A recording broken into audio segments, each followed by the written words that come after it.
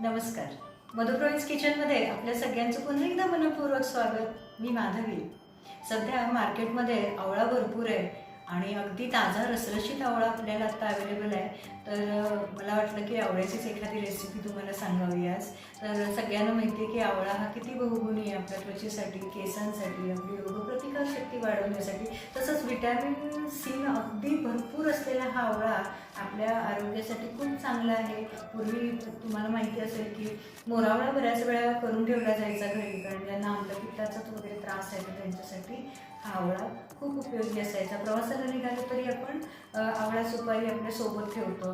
लहान असताना तुम्हाला आठवत असेल की आपल्या शाळेच्या बाहेरही बऱ्याचदा कैरी चिंचांबरोबर आवळासुद्धा आणि आवळा सुपारीसुद्धा नेहमी असायची गाड्यावरती. आणि माझ्या पिढीतली जी आहेत त्यांनी नक्की खाल्ली असेल ही आवळा सुपारी. आणि ह्याच आवळ्याचे तर आपण बऱ्याचदा पावडर करून ठेवतो, मोरावळा करतो. तर आज मी आणखी एक आवळ्याची अगदी साधी सोपी रेसिपी शिकवणार आहे की ती चटकन आपल्याला करता येते. ती म्हणजे आवळा कँडी. तर ही आवळा कँडी करत असताना आवळा मी अजिबात शिजवायला लावणार नाही. एका वेगळ्या पद्धतीनेही मी तुम्हाला आवळा कँडी कशी करायची ती शिकवणार आहे. तरी परफेक्ट आवळा कँडी कशी करायची ते आपण आज बघूया.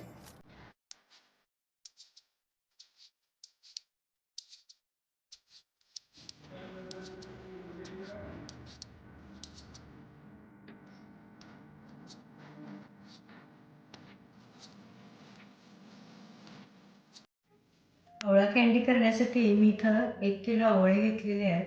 आपल्याकडे साधारणपणे ऑक्टोबरपासून मार्चपर्यंत हे मार्केटमध्ये आपल्याला आवळा अवेलेबल असतो. तर हे आवळे घेत असताना अगदी फ्रेश बघून घ्यायचे की ह्याला फारसे डाग असू नयेत कुठं. बघा किती छान अगदी रसरशीत आहेत आवळे. आता कँडी करत असताना हे आवळे आपण स्वच्छ धुवून घ्यायचेत आणि पुसून घ्यायचेत. मी तर धुवून पुसून घेतलेले आहेत आवळे. आणि हे आवळे आता मी एका डब्यामध्ये घालणार आहे प्लॅस्टिकच्या.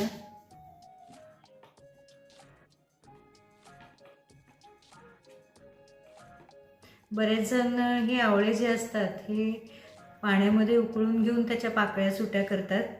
पण मी अगदी साध्या सोप्या पद्धतीनं तुम्हाला ही आवळा कँडी कशी करायची हे दाखवणार आहे. याच्यासाठी तुम्हाला आवळा शिजवावा लागणार नाही आहे, वापरून घ्यावा लागणार नाही आहे.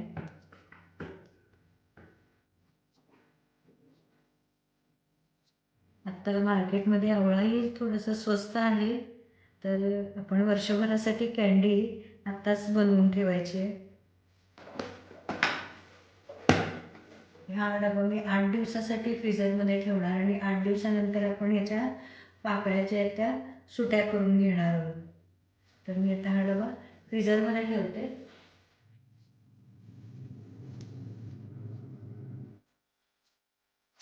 आपण आवळे फ्रीजमध्ये ठेवून 8 दिवस झालेले आहेत.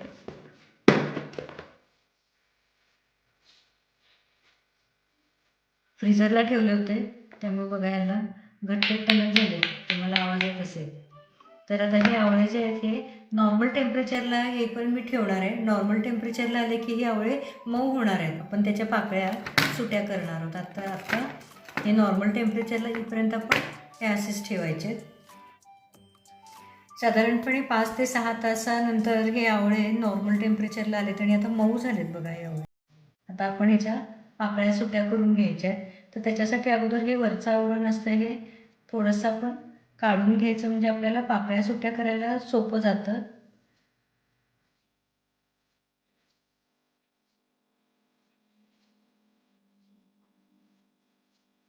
थोडासा वरचा जो लेअर आहे तो मऊ झालेला असतो, सहज सुटा होतो. ही साल थोडीशी वरची निघाली की आपल्याला त्याच्या सगळ्या पाकळ्या सुट्या होऊन निघतात. बघा आता या पाकळ्या तुम्हाला दिसत असतील.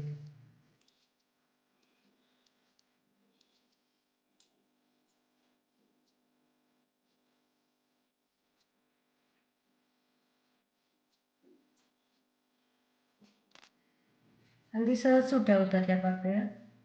फक्त वरची साल थोडीशी सुरकुतलेली असते आपण फ्रीझरमध्ये ठेवलेलं असल्यामुळं.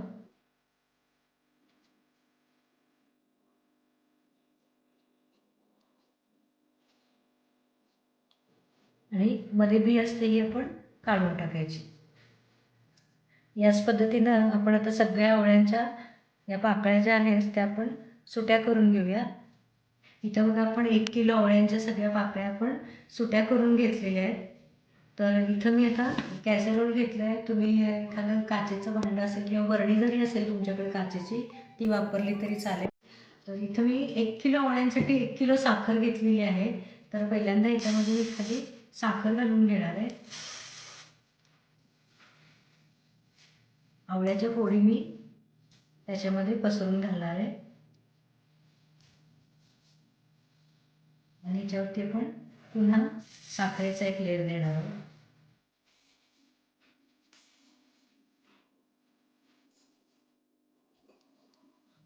आता त्यातला जो रस असणार आहे आवळ्यातला त्या रसामध्ये ही साखर विरघळून जाते. साखरेचं प्रमाण तुमच्या आवडीप्रमाणे तुम्ही थोडंसं कमी जास्त केलं तरीसुद्धा चालेल. घरी जर कोणी डायबेटिक पेशंट्स असतील तुमच्या तर तुम्ही साखर कमी घातली तरी चालेल किंवा नाही घातली तरीसुद्धा चालेल. तुम्ही तसेच आवळे त्यांच्यासाठी सुकवले तरीसुद्धा चालते.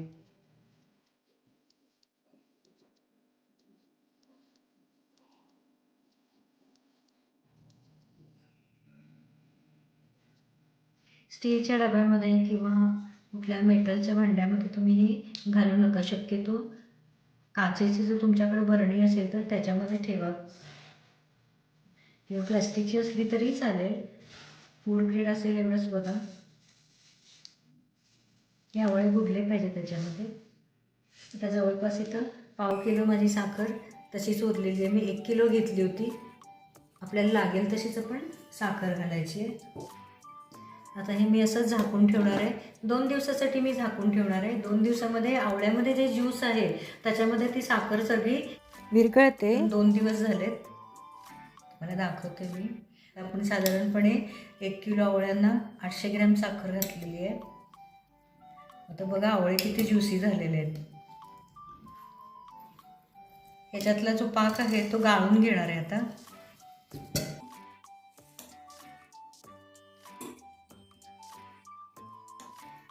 काही जण आवळे फ्रीजमध्ये न ठेवता उकडूनही घेतात. पण त्याच्यापेक्षा असे जर आवळे आपण फ्रीजमध्ये स्टोअर केले 7-8 दिवस आणि नंतर आपण साखरेमध्ये भिजवून ठेवले तर हे जास्त छान लागतात टेस्टला.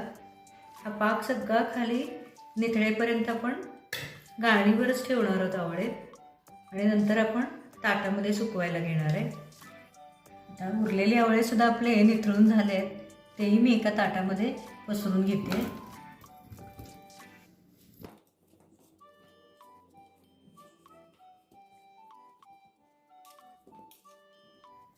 काही आवळ्यांना थोडीशी तुम्हाला साखरही दिसत असेल पण काही हरकत नाही. याच्यामध्ये असली तरी उन्हामध्ये ती साखरही मेल्ट होऊन पुन्हा या आवळ्यांमध्ये शोषली जाते.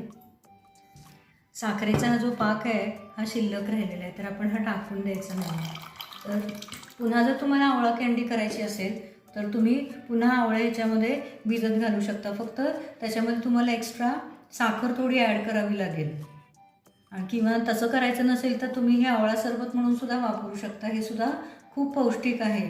तर हे आवळा सरबत तुम्ही बॉटलमध्ये भरून सुद्धा फ्रीजमध्ये स्टोअर करा आणि ते वापरलं तरी चालेल.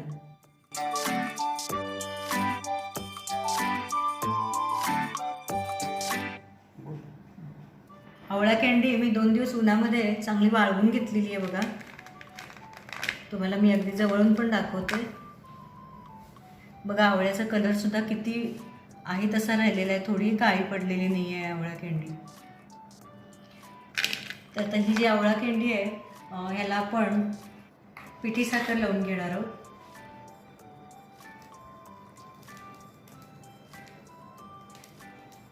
अशी चमच्याने घाला किंवा तुम्ही थोडीशी गाळणीनं गाळून जरी घेतली तरी चालेल.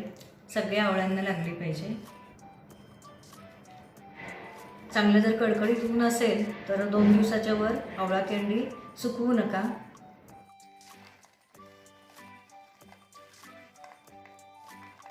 सगळ्या आवळ्यांना ही पिठी साखर लावून घ्यायची.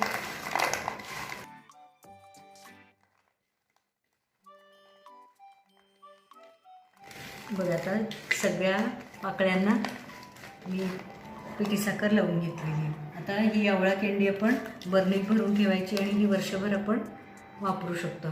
ही आवळा कँडी आपण वर्षभरासाठी करून अशी स्टोअर करून ठेवू शकतो. आपण ह्याला पिठी साखरेचं कोटिंग केलेलं आहे, त्यामुळं खूप छान टिकते ही आवळा कँडी. बाजारामध्ये जी आवळा कँडी मिळते ती बऱ्याचदा बघा थोडीशी श्रिंक झालेली असते, कारण तो आवळा उकडून घेऊन केलेला असतं. तर ही आवळा कँडी खूप छान लागते. थोडासा वेळ लागतो, पण ही आवळा कँडी खूप छान होते टेस्टला.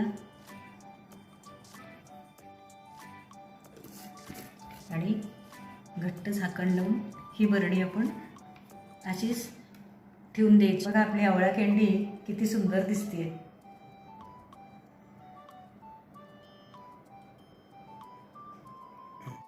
ही परफेक्ट आवळा कँडी कशी करायची ते आपण बघितलं. तुम्ही बघितलं असेल की ही आवळा कँडी कुठेही सुरकुतलेली नाही आहे. अगदी रसरशीत आवळा कँडी आपण जसे वाळवायला आवळे ठेवले होते तशीच अगदी आहे. त्याचा आकारही काही कमी झालेला नाही आहे, फक्त ते सुकलेले आहेत चांगले आवळे. आणि 2 दिवस मी अगदी कडक उन्हामध्ये हे आवळे सुकवलेले आहेत. पाकात आपण जेव्हा साखरेमध्ये भिजवून ठेवले त्याच्यानंतर 2 उन्हं मी चांगली दिलेली आहेत त्याला. तर तेवढं मात्र तुम्ही लक्षात ठेवा. त्यावरून काहीतरी कपडा घालणार असलात पातळ तर तुम्ही आणखी एखादा दिवससुद्धा आवळा कँडी सुकवायला हरकत नाही, पण जास्त तुम्ही सुकवू नका कारण कडक होईल ती. त्यामुळं मी अगदी 2 उन्हं दिलेली आहेत, पण कडक उन्हं दिलेली आहेत डायरेक्ट. तर ही आवळा कँडी तुम्ही चटकन करायला घ्यायची, मार्केटमध्ये जायचं आणि अजून 1 महिनाभर आपल्याला आवळे मार्केटमध्ये अवेलेबल असणार आहेत, कारण आपल्याकडे ऑक्टोबर ते मार्चपर्यंत आपल्याला आवळा मिळतो अगदी रसरशीत. तर हे आवळे घेऊन यायचं आहे आणि पुन्हा एकदा घरी आल्यावरती माझी ही रेसिपी बघायची आहे. माझ्या चॅनलला सबस्क्राईब करायचं आहे, लाईक करायचं आहे आणि ही आवळा कँडी तयार करून झाली की आपल्या फ्रेंड्सना बोलवायचं आहे, त्यांनाही खाऊ घालायचे आणि त्यांनाही सांगायचं आहे की माझ्या चॅनलला सबस्क्राईब करा आणि त्यांच्याशी तुम्ही हा व्हिडिओ शेअर करायचा आहे. चला तर मग आज इथंच थांबूया. पुन्हा भेटूया एका छानशा रेसिपीसोबत. तोपर्यंत good food, good health. Bye.